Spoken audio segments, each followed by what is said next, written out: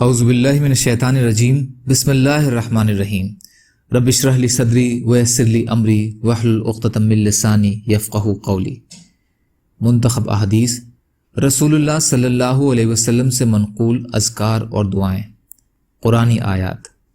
اللہ تعالیٰ نے اپنے رسول صلی اللہ علیہ وسلم سے ارشاد فرمایا، جب آپ سے میرے بندے میرے متعلق دریافت کریں کہ میں قریب ہوں یا دور، تو آپ بتا دیجئے کہ میں قریب ہی ہوں، دعا مانگنے والے کی دعا کو قبول کرتا ہوں جب وہ مجھ سے دعا مانگے۔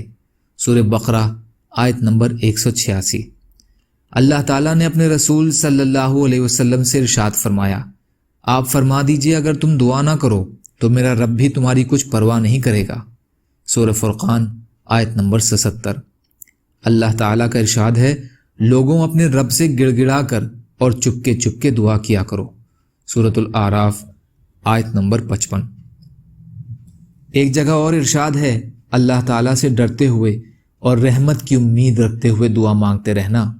سورۃ الاعراف آیت نمبر 56 کا ترجمہ۔ اللہ تعالیٰ فرماتے ہیں، اور اچھے اچھے سب نام اللہ تعالیٰ کے لیے خاص ہیں، لہٰذا انہی ناموں سے اللہ تعالیٰ کو پکارا کرو۔ سورۃ الاعراف آیت 180۔ ایک جگہ ارشاد ہے، اللہ تعالیٰ کے سوا بھلا کون ہے جو بے قرار کی دعا قبول کرتا ہے جب وہ بے قرار اس کو پکارتا ہے اور تکلیف و مصیبت کو دور کر دیتا ہے۔ سورہ نمل آیت نمبر 62۔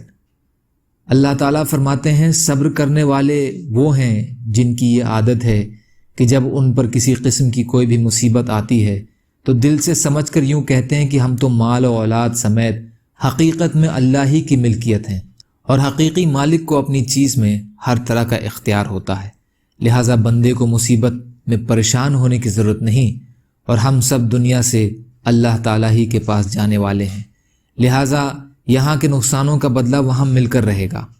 یہی وہ لوگ ہیں جن پر ان کے رب کی جانب سے خاص خاص رحمتیں ہیں جو صرف انہی پر ہوں گی، اور عام رحمتیں بھی ہوں گی جو سب پر ہوتی ہیں، اور یہی ہدایت پانے والے ہیں۔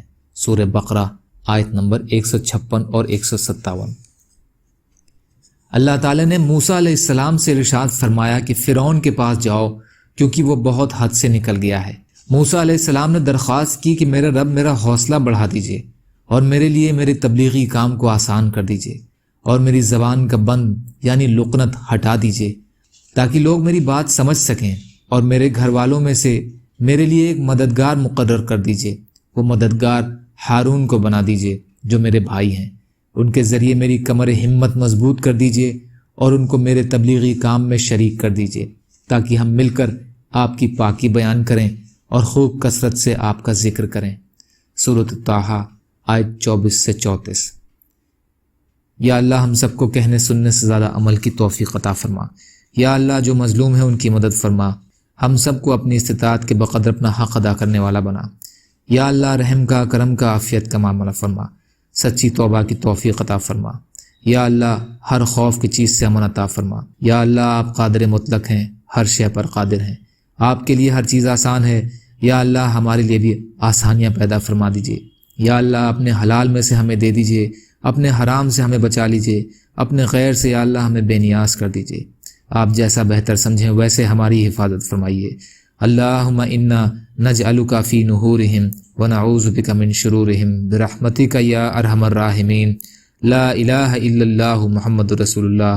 السلام علیکم۔